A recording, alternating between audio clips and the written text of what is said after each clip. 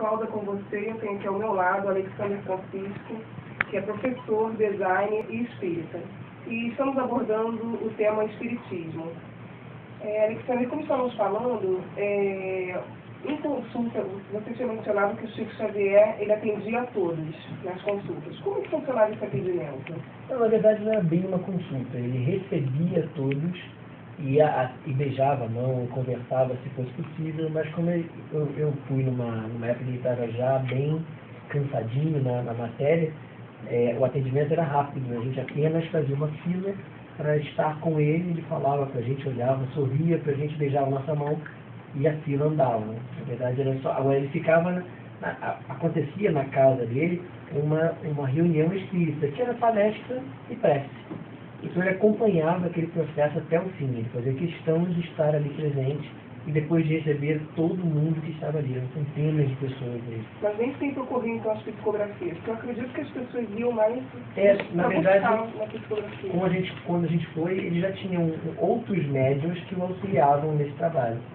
Então, não somente ele psicografava, como outros médiuns também. Eu recebi aqui uma pergunta para falar sobre doação de órgãos, e eu gostaria de abordar com você sobre esse assunto. Aqui, a Larissa informa, a Larissa do Rio de Janeiro, informa que a doutrina espírita pode falar a respeito de doação de órgãos, sabendo que o desligamento total do espírito pode ocorrer em até 24 horas. Para a medicina é muito importante aguardar essas 24 horas para o sucesso do transplante. O espiritismo é contra ou a favor dos transplantes? A gente procura responder oficialmente que é de decisão do espírita. Tomar essa decisão ou não, cada um vai tomar porque depende do coração. Eu vejo como uma caridade muito intensa fazer esse tipo de trabalho. Eu já dizer para todo mundo da família, estou dizendo aqui ao vivo também, que eu já vou doar tudo que eu puder doar, a hora que quiser tirar, está tirando. Agora, o que vai acontecer comigo depois que eu desencarnar enquanto espírito, eu vou me virar por lá. Eu quero fazer isso com o coração realmente aberto, e se eu ficar com alguma sequela disso, eu vou administrar no mundo espiritual. A verdade é que o espírito é que enxerga, o corpo representa a visão. O espírito é que funciona, o corpo atende ao funcionamento. Então, a rigor, quando você falece, o desligamento do corpo físico é imediato. Desencarnou, como a gente chama, acabou, está separado. Mas o desprendimento é que Kardec acentua que é diferente. O desprendimento é psicológico. Então, quando eu desencarno, estou separado do corpo, o corpo começa o processo de decomposição.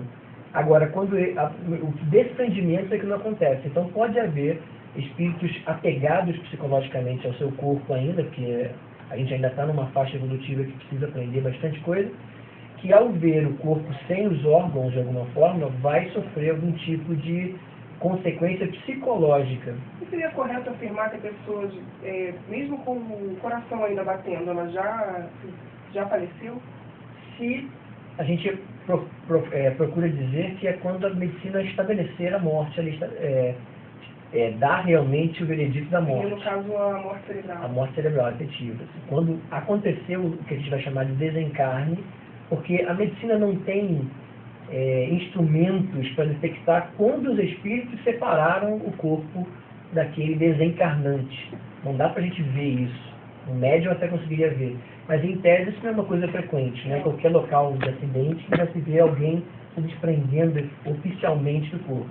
Então, a gente prefere que a ciência diga a causa da morte e o processo da morte em si. E o coma? O que você diria a respeito do coma? Que a pessoa ela fica num estado, assim, está viva, mas não viva num estado vegetativo. Espiritualmente, como que funciona? Porque já teve relatos também que as pessoas em coma, quando retornam, elas informam que viram o próprio corpo, uma luz no Como é que o coma pra gente é como se fosse um sono muito mais profundo. No fenômeno de sono, a gente morre, treina para morrer, de fato. A cada vez que a gente dorme, a gente se afasta, se emancipa um pouquinho do corpo físico. Só que esse afastamento guarda ainda ligações profundas, átomo a átomo, com aquele corpo que ainda está encarnado, ainda está vivo. No fenômeno do coma, esse afastamento, essa emancipação da alma é um pouquinho mais profundo, mas os liames continuam, e por isso que o corpo continua funcionando. Agora, o suficiente para que a medicina constate coma e não morte. Então, quando acontece de efetivamente ter um coma, o espírito se afastou, mas não morreu, não se afastou de fato do corpo. E aí a gente compreende que ele vai continuar. Ele, enquanto espírito, vai ver coisas, vai sentir coisas, e muitos têm um relato de fato das experiências de quase morte. E aí eles relatam que ouviram os médicos falando e por aí vai. E falando em coma, e quanto à eutanásia? No espiritismo, os espíritas defendem ou condenam? Não, condenar o espiritismo não condena efetivamente nada. Ele deixa o livre-arbítrio das pessoas decidirem. O que a gente faz é sinalizar possíveis consequências, mas sem de fato condenar absolutamente nada. Agora, a eutanásia para nós ele vai contra o mandamento de não matarás, entendendo que Deus vai responder pelo momento certo do desencarne de cada um. Então, providenciar o desencarne de alguém, desligando aparelhos, julgando que ele está sofrendo, às vezes, no fundo, é porque a família não aguenta mais aquela situação de ver o parente naquela situação. Mas Deus é que sabe. E muitos vivenciaram um processo de doença muito difícil, comas e problemas sérios, e depois voltaram. Então, quem sabe Deus está querendo que você tome um susto ou realmente faça esse mergulho para reaprender. Então, a eutanásia para nós não é recomendável. A gente acredita que todos têm que desencarnar no momento em que Deus estabelecer esse desencarne. E não providenciar isso pelo desligar de aparelhos ou pelo me mata aí que eu não aguento mais viver. Seria uma forma também de assassinato. Seria, exatamente. Assassinato de quem pratica e suicídio de quem pede. Eu tenho uma pergunta aqui do Arthur Soares, que fala de Belfor Roxo. Ele informa que a ciência se aperfeiçoa e caminha para resolver todos os problemas genéticos. Ou seja, não nascerão mais crianças defeituosas. Pode-se concluir que os espíritos necessitados não mais terão oportunidade de reencarnar com provas difíceis para cumprir? A Terra está evoluindo, ela é uma classe escolar. Eu gosto de dizer, o universo é uma escola e a Terra é uma classe escolar. Os espíritos que estão aqui matriculados estão evoluindo também. E quanto mais a gente evolui, menos necessidade de algumas expiações e provas. Mas, ao passo de tudo isso, a genética responde, hoje em dia, ao que o espírito impõe. Desde os processos de divisão celular para fazer um feto, para fazer o desenvolvimento do feto, tudo aquilo é coordenado pelas necessidades do espírito que está ali recomeçando. Então, na verdade, a genética não dita o que vai acontecer com alguém. Ela é resposta do que alguém está imprimindo ao recomeçar. Então, se ele precisar de fato ter uma experiência complicada, a genética não vai conseguir consertar isso da outra mão. A gente acredita que as doenças, as dificuldades ortopédicas e mentais vão continuar existindo enquanto houver necessidade dessa lição, mas cada vez menos comuns. Eu já ouvi dizer que as pessoas vêm defeituosas por escolha, em espíritos ainda, por escolha deles próprios para, de qualquer forma, recompensar o que foi feito no passado. Então, é correto afirmar? Eu gosto até de citar a Bíblia, citar Jesus quando eu falo isso, quando ele diz o seguinte: se a tua mão é motivo de escândalo, é melhor que você arranque a mão e jogue fora, para que ela não te cause escândalos ainda maiores. E ele completa dizendo: é melhor você entrar no céu sem a mão do que ir para o inferno inteiraço. Esse inteiraço é por minha conta.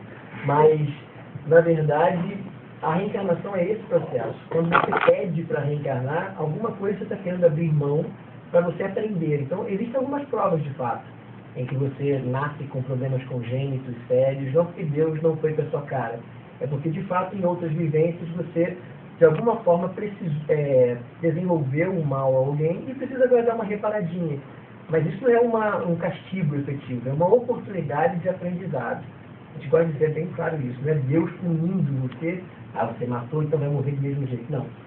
Muitos espíritos, em certas condições de escolha, ele pode até dizer: olha, eu causei isso, eu gostaria de passar por tal experiência de privação, que é a tal de arrancar a mão e jogar longe, para que eu aprenda a não fazer mais isso com outras pessoas.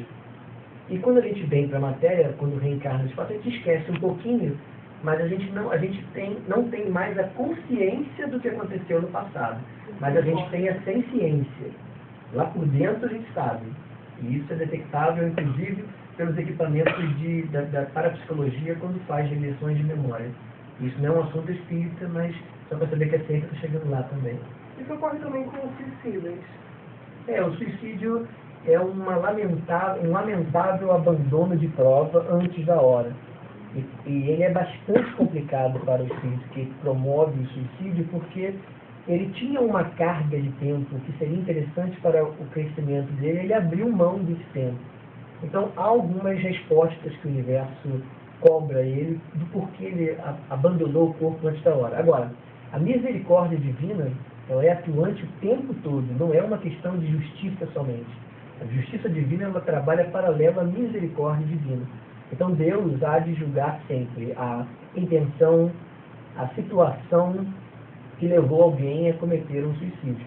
Uma coisa é eu me suicidar porque não tenho outra perspectiva de vida e ninguém me ajuda e eu estou muito cheio de problemas e realmente entro em profundas depressões e sou prejudicado até pelo endócrino para causar um suicídio. E outra coisa é alguém dizendo, não, eu perdi minha beleza física, não vou mais poder fazer o estrelato que eu queria, então vou me matar. Exatamente. Aí seria uma outra questão. E Deus já media essas intenções e essas ações. Né? Alexandre, eu adorei estar com você aqui hoje. Nosso programa termina por aqui. Foi um prazer estar com você. Eu queria saber se você quer deixar algum recado para as pessoas, caso você...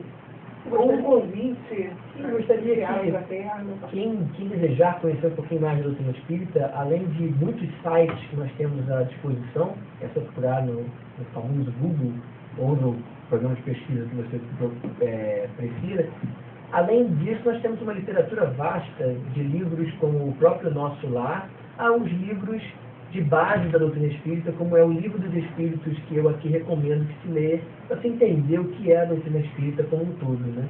Aqui eu, claro, falei de maneira imperfeita sobre toda essa doutrina e gostaria que quem tivesse interessado buscasse essas informações. Muito obrigada, Alexandre. Obrigado a todos.